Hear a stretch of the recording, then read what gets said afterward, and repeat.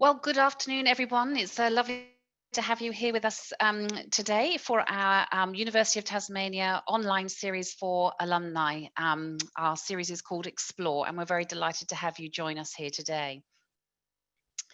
Before we get started, I would first like to acknowledge the University of Tasmania wishes to acknowledge the traditional owners, the Palawa people and custodians of the land upon which we meet, and pay respect to elders past, present and emerging. My name is Kate Robertson and I'm the Executive Director of Advancement, and it's a very significant and important part of my portfolio to have responsibility for our engagement with our alumni community. So these webinar series is a wonderful way in which we can do that. And we've been really delighted at the attendance and engagement we've had from our alumni community through these webinars. So thank you so much for taking the time to join us here today. One of the greatest advantages of being a member of our alumni community is the ability to tap into all sorts of experts and interesting people all around the globe. And we hope that this gives you an opportunity to connect with your peers, perhaps find among them innovators, thought leaders, perhaps even potential collaborators. So we hope that you'll find this afternoon both informative, interesting, and give you opportunities for getting involved too. There's just a few housekeeping notes to run through before we get started, and I can introduce you properly to our guest speaker today. Your microphone, camera, chat function and raised hand function, they've all been disabled in order that Sandy can speak uninterrupted, but we do encourage you to put in to the Q&A any questions you have. Please do put them in as soon as they occur to you.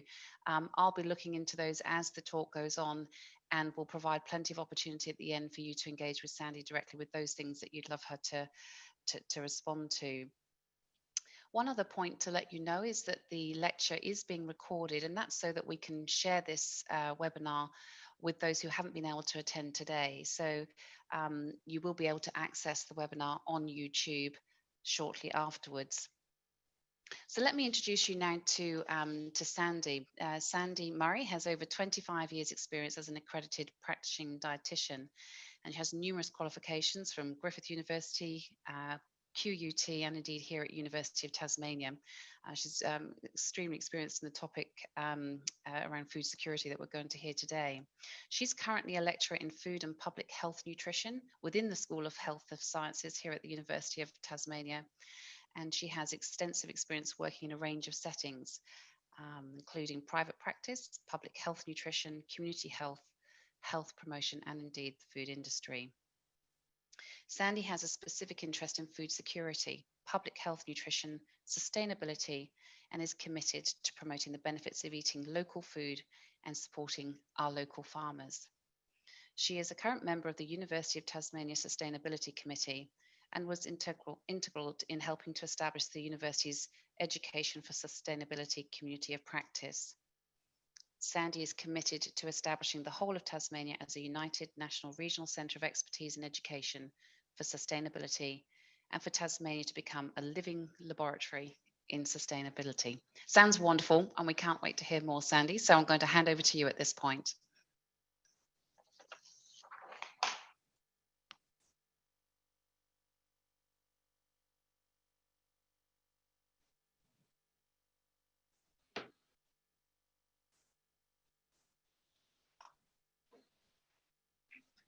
Hi, everyone, and thank you for that amazing introduction. And it's a real privilege for me to be able to present my passion to everyone over the next hour, 30 minutes to an hour.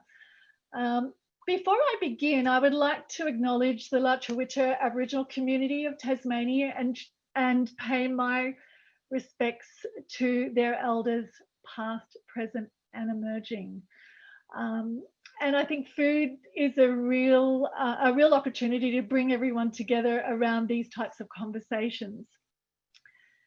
Before I begin, I want you to start to think about, what does it take for you to put good food on the table? And I'll add to that, every day. So what does it take for you to do that? And I know good food means different things to different people, but what does it mean to you? Food is one of those rallying concepts that brings people together. And it actually induces some really unexpected change in society. So have a think about that as I start to take you through the journey that I've been on over the last 15 years since moving to Tasmania and having the opportunity to work here at the University of Tasmania during that period of time. It's been a real opportunity for me to understand what food is all about, why it's important to people, and how can we create a sustainable food system that supports everyone, not just a few. I want to acknowledge I've been on this journey around food systems and sustainability with a lot of people throughout my 15 years here at University of Tasmania. So acknowledging that there's those of you in the audience right now who are my colleagues, who are my friends, who are my students, and I acknowledge you for being here today and supporting me. So with that idea of what does it take to put good, healthy food on the table every day, let's have a look at where we're at here in Tasmania specifically. We know that Tasmania has a reputation for growing some of the best foods in the land, but some people have a real, it's really tricky for them to get access to that food. So often I talk about with colleagues the Tasmanian food paradox, where we've got the best food in the land, we've got the worst health outcomes in the land, and how do we get that good food to people so people can access it all of the time? So some of you might be thinking, oh, where are you taking this conversation? So I'm going to talk a lot about this concept of food insecurity. And some of you may know of the term food insecurity, and you may think about it, oh yeah, we produce a lot of food in Tasmania, we produce a lot here, and then we export a lot. So we're not food insecure, we're actually food secure, because we actually export 3/4 of what we produce. So I'm not just talking about the producer end, I'm actually talking about the eater end, you who are the eaters. And what we find in Tasmania, there are some people that are more vulnerable than others in terms of accessing good, healthy food every day. So they're the people we need to start to consider, think about right now. And what I want to do is take you through a journey of what's been happening during COVID here in Tasmania, which is likely to resonate in other areas of Australia as well as globally too. So to give you some context of why food insecurity, putting healthy food on the table every day, is a thing we should worry about. So if we start to think about it from a social and economic perspective, there is a cost. And you might think, oh no, really? Is there really an issue? So what we know is that children who don't access enough good, healthy food every day might have issues at school in terms of learning. There might be issues around concentration. So we need to ensure that our children are not missing out on good, healthy food every day. We know adults who are food insecure, who may feel ashamed to get emergency food relief, may suffer in silence. So that's social isolation. So we know for adults it affects them, and into the long term, if it goes on for too long, we may see chronic conditions emerge, such as type 2 diabetes, heart disease, and the story goes on. So there are some challenges around that. We also know for our university students, if students don't get access to good, healthy food every day, it may affect their career trajectories, it may affect their academic performance through university. So that's something for us to be mindful as well. We've talked about the social cost. There is an economic cost as well.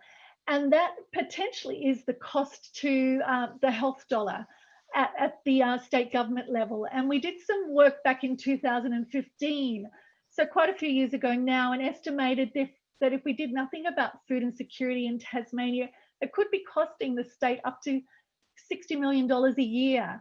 Now, if we look at COVID, where are we at with that long term? So those things that we need to consider as well. And I guess Sandy, yeah, I'm really sorry to interrupt you. It's Kate here. We actually can't see your slides. I just wonder if you could check if you've got the share function on. Oh, okay. Sorry to interrupt your flow, but I've had it confirmed that I'm not the only one who can't see. All right.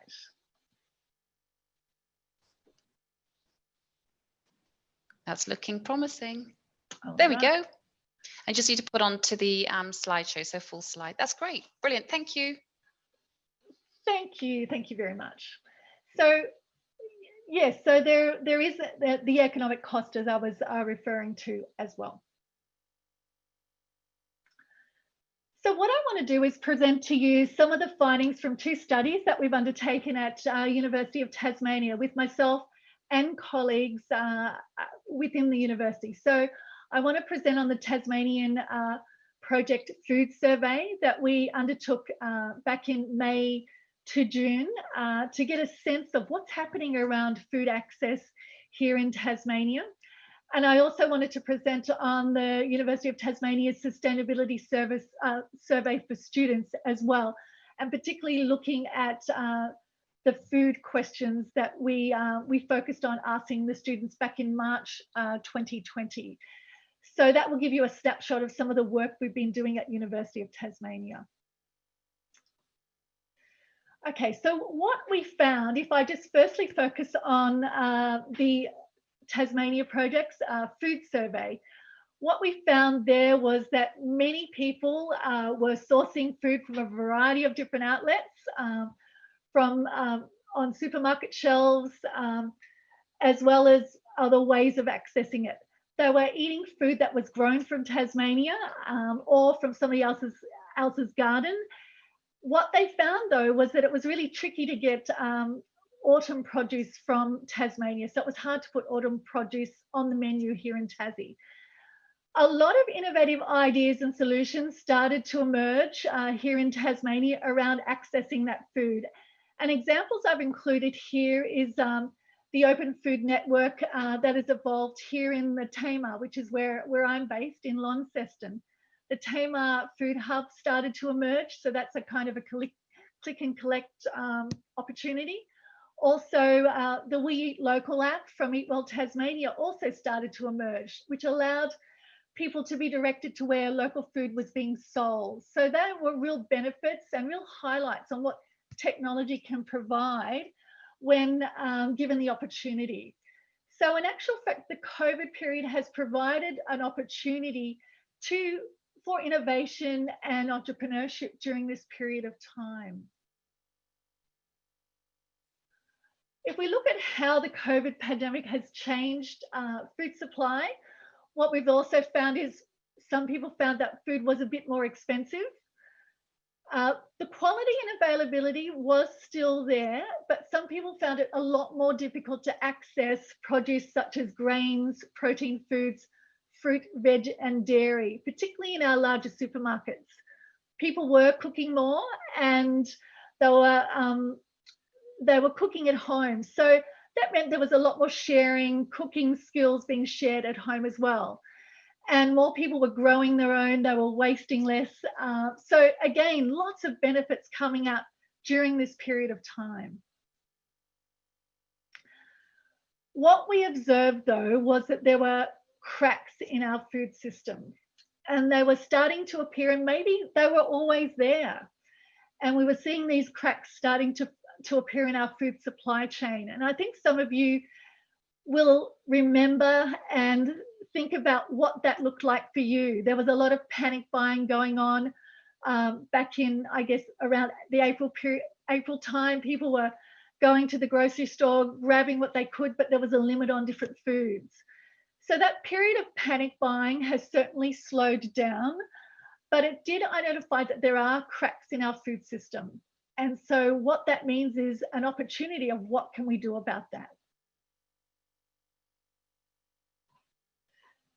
What we realized was that these cracks identified a really fragile food system and a really fragile fragility in terms of some of our most vulnerable and their ability to access good, healthy food all the time.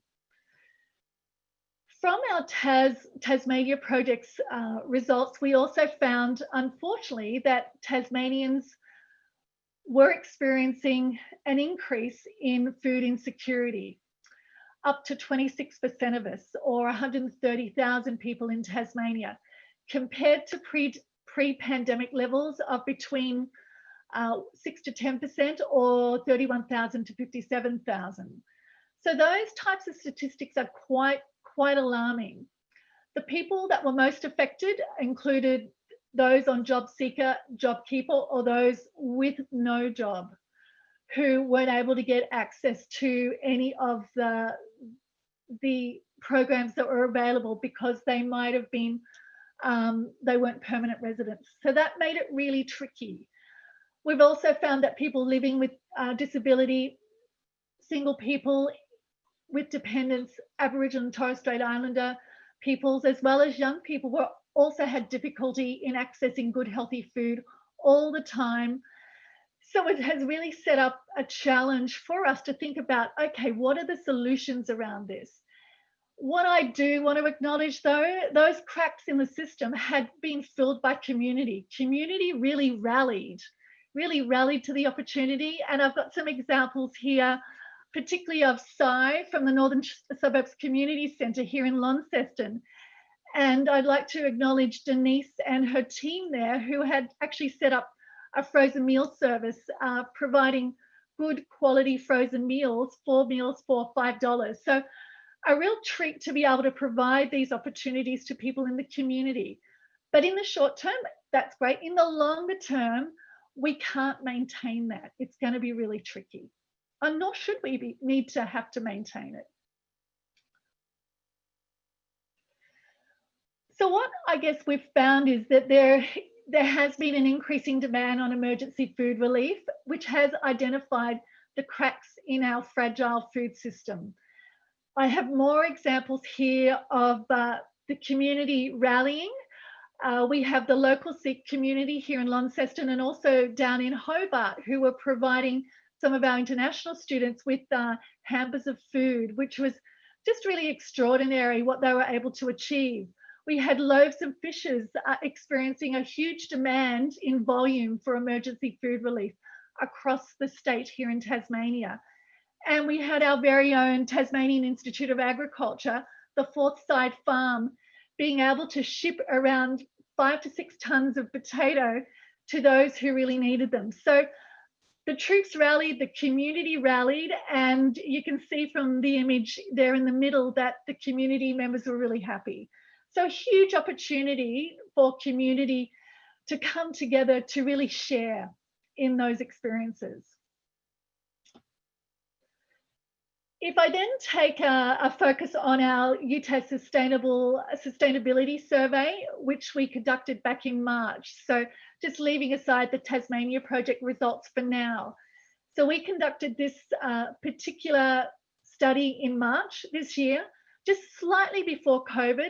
And what we recognised was that 38% of our University of Tasmania students could be experiencing food insecurity. Some of you might think, oh, that's quite alarming. That's like 1 in 3. Please be rest assured that this was very much a proactive approach to starting to understand or uncover what the food challenges might be like for our university students. In America, they do a lot of research around this area. We are one of the very few in Australia who have actually identified and could understand really what are the risks of food insecurity among our students. Now that we've got a baseline, we can better understand what that challenge is now and understand those who are most affected. So for us, it's a really huge opportunity to now do something about what we now understand could be an issue or a challenge for many of our students.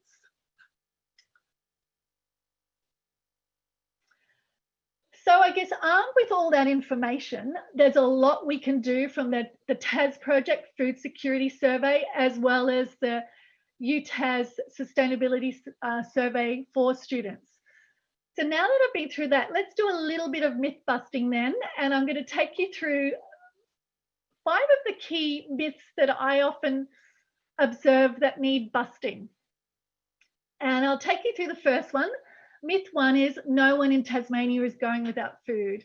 I think we can bust that myth now, because what we recognise is that those on job seeker, job keeper are not immune to food insecurity. And we have temporary residents, those who are ineligible for job seeker, most vulnerable.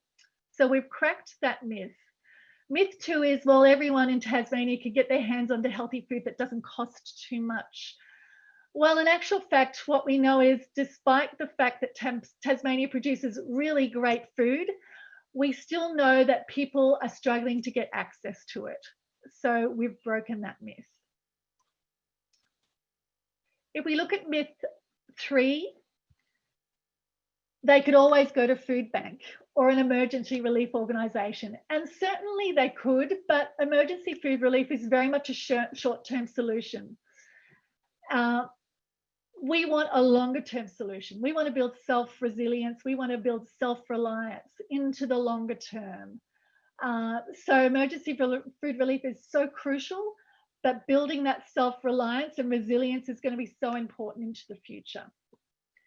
If we look at myth 4, well, it's not the government or food industry's job to influence what people put in their mouths. Well, in actual fact, we can start to think about it a slightly different way. Well, food insecurity is not a lifestyle choice. People don't choose not to put good, healthy food in their mouths. So we need to start to think about it a different way. And of course, Australia is a signatory to the Human Rights Declaration on the Right to Food as well. So there's lots of possibility and opportunity moving forward to start to think about how we can resolve some of these challenges around reliance on emergency food relief. And I guess the fifth myth there is, and for some of you who went through university in the 80s, like I did, we did it tough back then. And often people say, well, isn't going without food a university student's rite of passage? Well, no, it doesn't make it right. And I guess what we know is it is a public health issue. It can affect academic performance and career trajectory. So it's something, if we can do something about it, we will. Whoops. So I guess let's think about what will it take to put good, healthy food on the table, and what are those solutions? I'm excited. I recognise that we do need a transition away from emergency food relief to community, school and campus-based solutions to food insecurity. And I'm excited because the Premier's Economic and Social Recovery Advisory Council, or we call it PESRAC for short, has come out with a July interim report this year recommending that we need to do something about food insecurity. We need to see a transition away from emergency food relief to community school-based solutions. So for me, that's pretty exciting. We have a lot of literature and a lot of experience to fall back on. Back in 2012, we established the state's food security strategy called Food for All. Back in 2004, there was the state's Tasmanian food and nutrition policy as well. So we do have a lot of history and a lot to fall back on. So if we look at community and school-based solutions, so what do they look like? There's a coalition of non-government organisations that are coming together to consider what those solutions might be around building community and school-based solutions. The likes of Loaves and Fishes, Tasmania, and Emergency Food Relief Organisation. The likes of Child Health Association of Tasmania, Tasmanian School Canteens Association, Eat Well Tasmania, Neighbourhood Houses Tasmania and TASCOS. And included in that is also University of Tasmania. So coming together to start to think what's it going to take to make that transition. So that is an evolving group of committed organisations working towards what that will look like. And I guess, as I've said earlier, we already know what the solutions are. This image from Northern Suburbs Community Centre is their community-based solution. They call it food justice. So this was a photo that I took from their wall, which looks at all of these food justice solutions around putting good, healthy food on the table every day, from growing your own to gardening to frozen meals to share plate to veggie bag scheme. There's a lot of amazing things happening in communities such as the Northern Suburbs Community Centre. If I then move over to where we're at with University of Tasmania, we have an evolving, amazing array of campus-based food security solutions. And over the last 6 to 12 months, we've evolved the Sustainability Food Systems Working Group, which reports to the UTS Sustainability Committee. And you may think, well, what are you doing about that 38% of our students who have indicated that they're food insecure?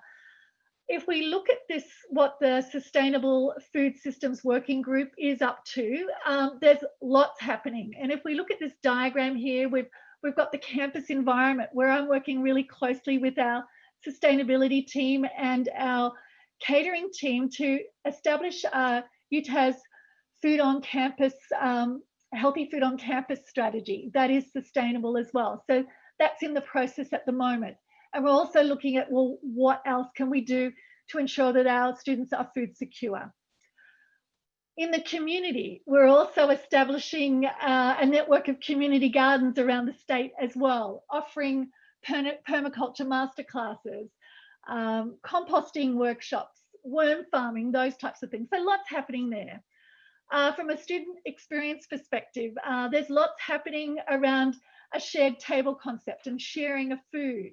From a curriculum perspective, we're now seeing the evolution of food and food systems and systems thinking embedded into our curriculum at the university. And also from a research perspective, we want to really start to tease out and work out what's happening for students if the number of those who are experiencing food insecurity is 38%. So myself and colleagues from the Sustainability Committee, a sustainability team, are working with social work students to start to tease out what is the experience of our students, so actually hear it from the students. So there's lots of exciting things happening in that particular space.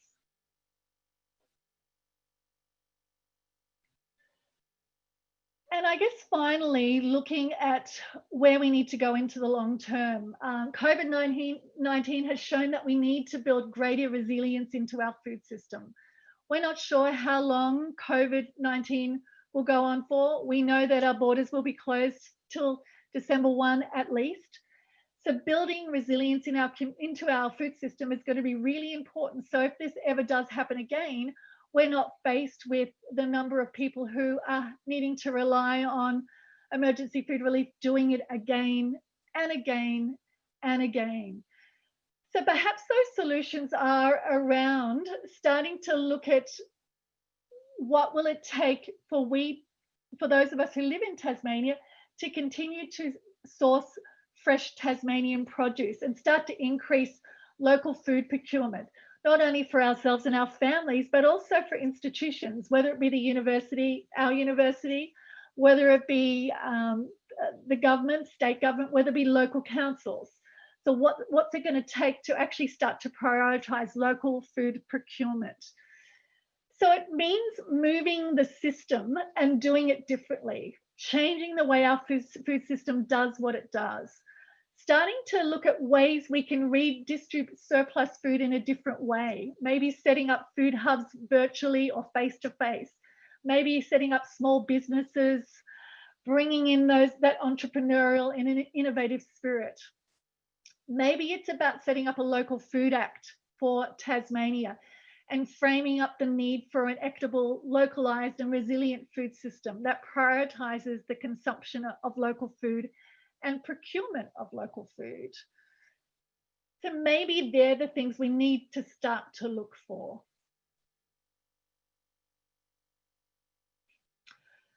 So with those types of solutions in mind, from that short-term perspective through to the long-term perspective, so transitioning away from emergency food relief now to building resilience in our food system, I think fundamentally that's the way we need to go. We've got we've got the skills, we've got the resources. I think we've got all the will in the world here in Tasmania.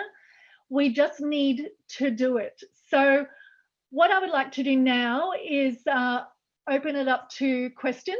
And so what I might do is hand it over to Kate right now. Thanks, Sandy. That was really, really interesting. Some quite startling statistics there, in fact, and clearly a need for us to make some changes. I would encourage all of those who are listening to put any questions you have into the Q&A function. And whilst you're thinking about your questions, Sandy, maybe I could just ask you a couple myself to get the ball rolling. I might be asking you an impossible question, so apologies, but what do you think is the greatest threat to our ability to achieve food security? What's the biggest thing that's standing in the way? I think vested interest. I think what's standing in our way is the ability to get together, get all of the key stakeholders within the food system together and be on the same page. Everyone has the same level of responsibility and ability to contribute to the conversation. And I think that's what it will take.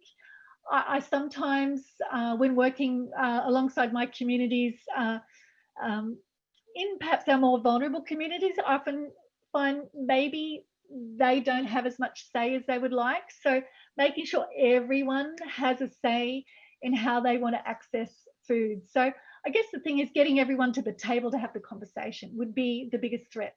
And then not not concluding that with an outcome. But if we can get everyone there, I think we're going to be a lot better for it. And, you know, we might have to have some difficult conversations, but that's the nature of what we need to do. And I guess, I mean, is that a government responsibility to pull all those parties together? There's a sort of an interesting thing is around sort of what's the state's role versus what's the individual role in that coordinated effort. Look, my belief, some may disagree, my belief is that we all have a role to play, and state government as well as local government needs to be at the table, but communities, organisations also need to be there as well. And I think we all have a responsibility.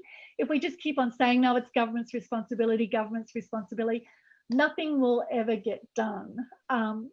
With all due respect, but it takes the people to take ownership of something to allow it to happen. But I think if we can get government to enable it to happen, we're going to be in a lot better place. And enabling a coalition of the willing and key stakeholders to come together to have that conversation enabled by government, I think that's going to be crucial. Mm. So the questions are coming in nicely now, Sandy, so I'm just going to start sort of picking off some of the things that our audience are asking. And interesting questions around the role of schools and some of our bigger institutions, so even within hospitals, around how food is procured and presented, and so the sense of which, right from a very young age to those people who find themselves in hospital, the food choices that are actually presented to perhaps some of our most vulnerable people, and the way in which that then informs them about the choices that they might make for themselves. What do you think about the place of education, and certainly at school and in practice within schools, around what food is available to young people? Oh, it's crucial, absolutely crucial. If we can build food literacy skills or food systems literacy skills within our school programming from kinder, preschool through to high school, that would be ideal. And I often lament of, let's bring back home ec as a core curriculum rather than an optional part of the curriculum. I think we would be in a really great place. So bringing back those food and nutrition skills as part of the core curriculum. But I'd also like to see as part of that, ensuring that all of our schools have community school gardens that are integrated into the curriculum. Because if they're not integrated into the curriculum, they don't get used. as well as healthy school canteens. Really important to incorporate them into the school curriculum as well. And again, doing it from very much an early age. And just to add to that, and I know we've got some really great examples of where school gardens have been integrated as part of the 24 Carat Mona project down south, and those schools that have Stephanie Alexandra school garden programs, where they've been introduced at the primary school.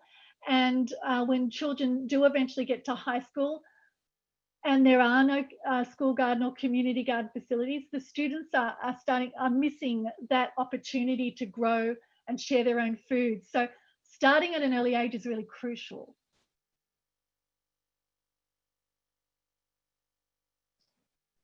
And taking then a question that's come in from Chris Barnden around the food that's available in the hospital environment. Are you aware of any efforts to make some changes to the way in which food is procured in hospitals, such that there might be healthier choices, more local produce, healthier and more sustainable food within hospitals? Yeah, I'm not really aware of that, but I guess what I can say is from a local food procurement perspective, Eat Well Tasmania has been doing a lot of work around how we can actually reorientate our food supply chains, so it makes it easier for maybe government agencies to actually procure locally grown food. And it might be that our agencies, such as the hospitals, want to procure locally grown food in greater volume, but maybe we don't have the logistics and the supply chain in a situation where it can provide the volume. So there's some work around, I think, identifying how we can build up capacity in our own supply chain to ensure that we are ensuring that local food procurement is made easier. I think that's the challenge, and maybe putting a number to that. And so maybe some of the KPIs of some of our agencies, such as hospitals, have a KPI that in the next 5 years they want to procure 90% of their food from Tasmanian sources rather than maybe 4 or 5%. So maybe that information is not even known. So maybe there's an opportunity to be able to I think influence the way food is procured, and maybe naming up that we need some type of line item in there around local food procurement being a priority. Yeah, what really calling out and making transparent what the expectations are. Yeah. What about Michael Bales has asked a question around whether there's any heightened concern around food security given the difficulties in harvesting food and the reliance on particularly international backpackers. So is that going to add pressure to our sort of food supply and our ability to actually harvest food and get it to where it needs to be? That's probably a tricky one for me to answer, coming from, I guess, from the eater background. That's a tricky one for me. I honestly, I would probably defer that question to my TIA colleagues at Tassie Institute of Agriculture. Sorry. No worries at all. So I think some of the questions that are coming through around what, on an individual level, can people do? What would make the greatest difference to people contributing to achieving food security? I think most importantly, we need to support our farmers. So however you can, if you can increase your purchase of Tasmanian produce, that's a great place to start. So if you can access produce through online systems such as the Tamar Food Hub online, that's a great way to do it, or go to your local farmers market. That's obviously a great way to access local food. You might want to start investigating with your community, with your suburb, around setting up your own veggie bag scheme or swapping produce within your community. You might want to support your community garden. So all those very community-based local solutions. And whilst some say, oh, they'll never feed the community, they're just too small, we need to start somewhere. And there's a space for both, I guess, the standard supermarket system that we have at the moment, but also to the alternative community local solutions that are available as well. So both will work together, but it's about doing something, getting out there and being able to communicate with your neighbours, your friends, starting to look at ways of procuring produce produced by our local farmers and our local retailers as well.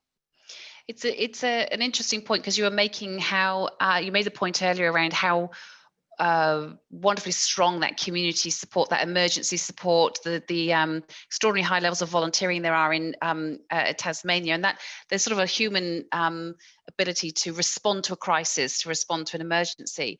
So do you envisage a challenge in making that almost cultural shift to changing fundamental habits versus the drive to help out in a crisis? Because that's a different kind of community engagement, different kind of bringing people on a different thing where they have to personally change quite a lot of their own habits as opposed to just helping other people. Yeah, it's tricky. It's very tricky. And engaging with some of the conversations I've had with Northern Suburbs Community Centre, where they're making the frozen meals that they will distribute out to local community members in need. So moving from that to self-reliance is going to be tricky, because we all want to help. We all want to continue to help people. So trying to make that transition into the long term, I think we need to.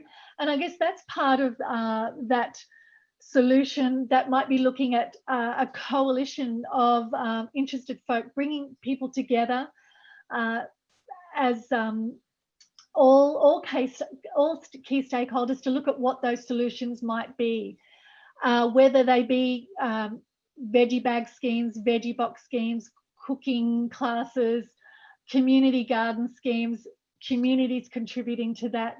But building up those skills, that self-reliance is going to be critical. So, and that conversation has started already for many communities.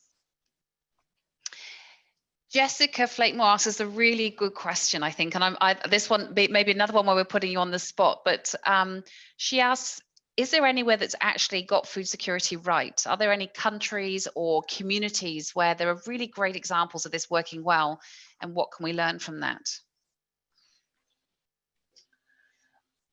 I think globally, all countries have its challenge, and whether it's a higher income country or a low income country. But if I think about our higher income countries similar to Australia, I think all communities have their challenges, and all of the solutions seem to be driven by community. So they've got to fit the community model. They may be enabled by government, whether it be state or local government, but they're actually undertaken by community. And what will work in one community may not work in another. So I would say I've not seen where it's working really well. I know of examples such as the Vermont Farm to Fork project in the USA. They've got a really interesting model where they've got the whole community engaged in a conversation around what it takes to have good food jobs, put food on the table. They've done jobs audits. They've looked at where all the community gardens are, the local farms are, and they've really started to tease out what is the landscape of the food environment. So if you were looking for an example, I think Vermont has done a really nice job of doing that. And it's called the Vermont Farm to Plate or Farm to Fork model, which I think is certainly worthy of looking at. Thank you. Some of the questions that are coming through, Sandy, are asking around whether there are some parts of the community who are more vulnerable than others. Who should we be most concerned about around food insecurity? So I think we've got some challenges into the future when we start to see job seeker and job keeper funding start to reduce. And I think for many who are on job seeker right now, It's a little bit more than what they if they have been on government allowance for a longer period of time. It's actually more than what they're used to, and perhaps in the first time in their lives, they've actually been able to put food on the table every day for their family, for some. So for them, it's going to be challenging once the government support is diminished. And we're potentially going to see the same thing happen again. The same people are relying on emergency food relief. Those who are most vulnerable right now in Tasmania, I see are those who are on temporary migrant visas, who are temporary visas, who don't have jobs, who just don't have money coming in. So that's quite challenging. And that affects our university student cohort as well. So I see they're probably our most vulnerable, those who are relying on the government assistance programs, as well as those who are unemployed that don't actually have access to any of those government assistance programs. So those who we need to look out for. Thank you. Question about food waste and the place of food waste within the issue of food insecurity. How can we be better at minimising waste or distributing waste, or what would be waste, to those who might be able to benefit from that? It's a great question, and I know there's often a conversation about coupling food waste with improving food security. And what I see is important is really decoupling or uncoupling food waste from food security. They're actually quite different issues. There's a real opportunity, I think, for us in Tasmania from a food surplus or food waste perspective to add value to that, and maybe that's about taking advantage of the circular economy opportunity. And we do have a vibrant circular economy group here in Tasmania who are looking at ways that value can be added to food that would be surplus or would otherwise go to waste. So a huge opportunity there for us to set, I think, percentages or standards on what we accept is wasteful and whatnot. And really, if we can keep the food that would otherwise go to waste in the system by adding value to it, that's one opportunity. But then if we look at food waste, feeding those who are food insecure, one doesn't equal the other at all, because sometimes food waste is less than the quality that we would expect, and sometimes it does arrive as for those in need as an option. So what we want those who are food insecure to be able to do is still be able to have the feeling of dignity and respect that they are accessing good, healthy food.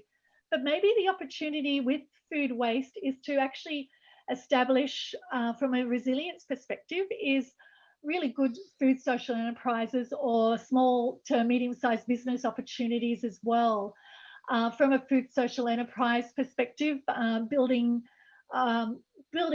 business opportunities for communities around food hampers or value adding to the foods that they produce, and actually then selling them on. So there's a real opportunity to create value or added value from food that would otherwise go to waste, but not necessarily equating to feeding the people as such.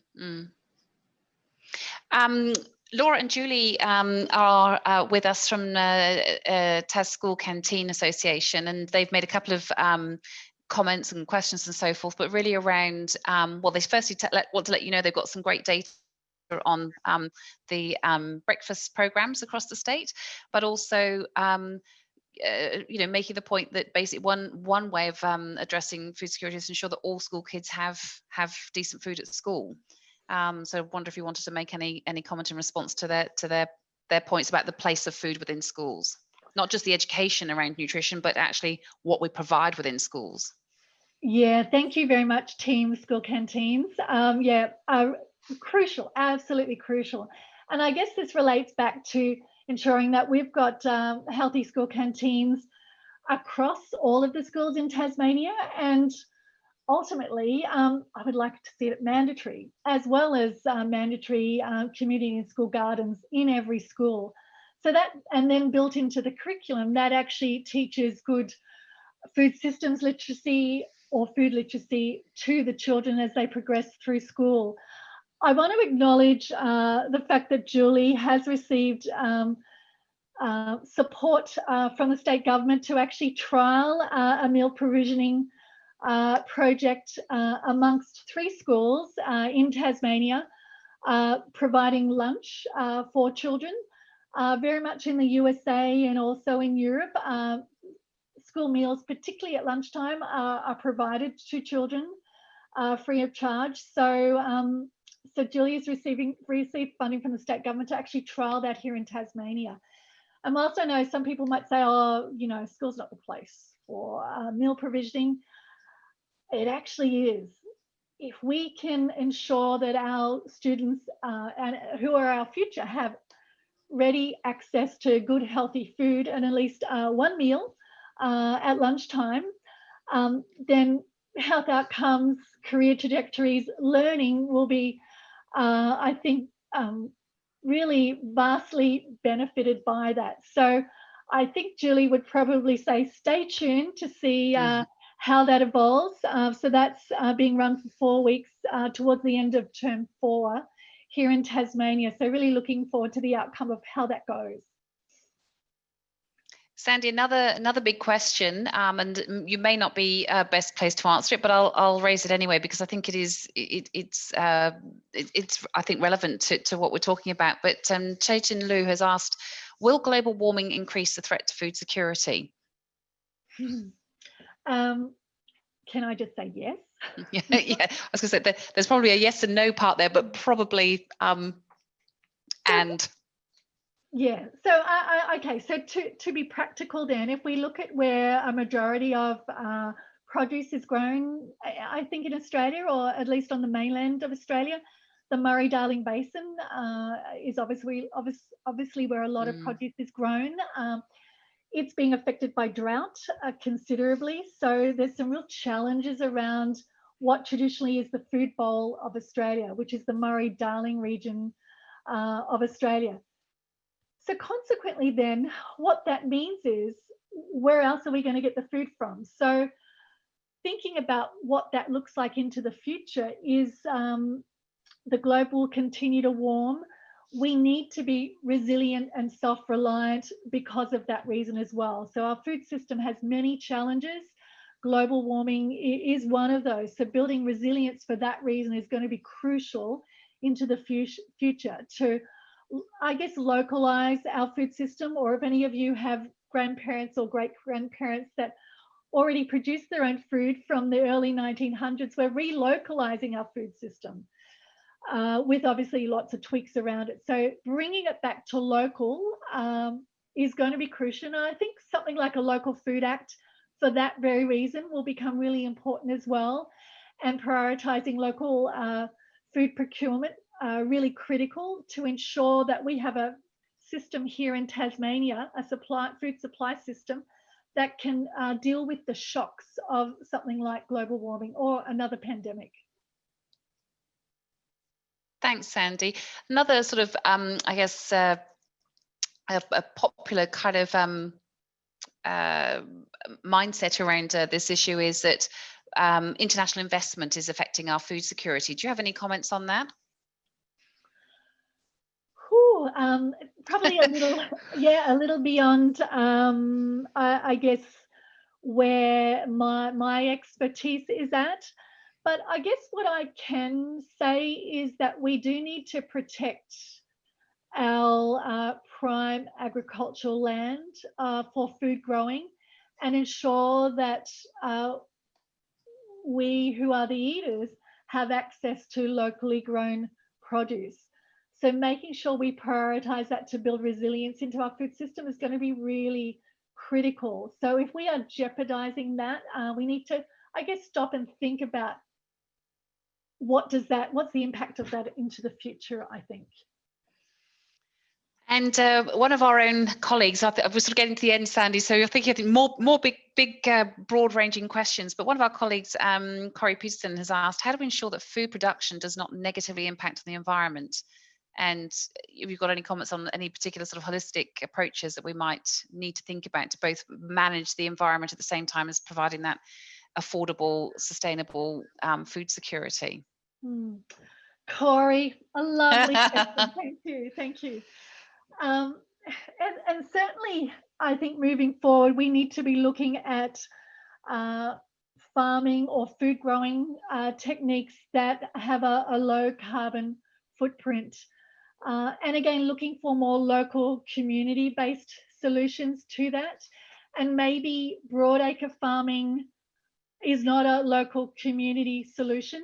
So maybe we're looking at incorporating permaculture principles. We're not going to be producing growing just one crop. It will be a variety of different crops to ensure biodiversity. So looking at different ways to grow our food more intensely, maybe in a smaller space, and implementing techniques such as permaculture principles into the future. And now I think will be really crucial. Thanks, Sandy. So I'm going to wrap up with well, I was trying to work out if I could get a question. There's a question around the role of local government in particular. So Susan Westcott asks, what about each tree being subsidised to grow a food producing tree or shrub? So do you think there's those sort of local initiatives that can make a difference? Oh, yeah, those are, I think, thank you for the question. And those types of local initiatives, I think, are really important. And I guess taking the point from the perspective of local government, I think local government have a really important role to play around ensuring a sustainable, resilient food system in each community. I've talked a lot about getting local, relocalizing community-based food system solutions, and local government or local council is very much part of that. And local government being at the table to talk about those types of solutions. So if state government is the enabler, then local government can surely support those types of initiatives moving forward. And I think really crucial in terms of the conversation moving forward. At the risk of disappointing some people because we haven't got to all the questions, what I will say is that Sandy gets to see the questions afterwards, and so there have been some that have been highly sort of specific, and it may be that Sandy can pick one or two of those to answer offline. But I think it's time to draw things to a close. We have a commitment to finish this at 2:00, and we're just on that at the moment. So if I can just ask you all, albeit in silence, to join with me in thanking Sandy for really interesting and very accessible talk on the challenges and opportunities around addressing food insecurity. And it's a really good example of the level of expertise we have at the university to address really important issues affecting society today. So just to remind you that this afternoon's presentation will be available soon online, and you'll be able to get it on YouTube, and we'll be sending out a link to those people who've attended, so that's easy for you to find. You'll also have an invitation to take part in another engaging webinar, and that's taking place on the 17th of September, and that's with Dr. Raj Erie, and he's Associate Professor Cell Stress, Inflammation and Immunity Research with the School of Health Sciences, and he's going to talk about how to keep your gut happy. If there are any other topics you'd love us to explore and you've got some good ideas, or indeed if you think that you've got a presentation that you think would be of interest to our community, then please do let us know. The details of the next one are up on your slide right now, but if I can just once again say an enormous thanks to Sandy for joining us this afternoon. It's been really a great pleasure to spend an hour listening to your field of expertise. Thank you, Sandy. Thank you so much. Have a great rest of the day, everybody. Thank you.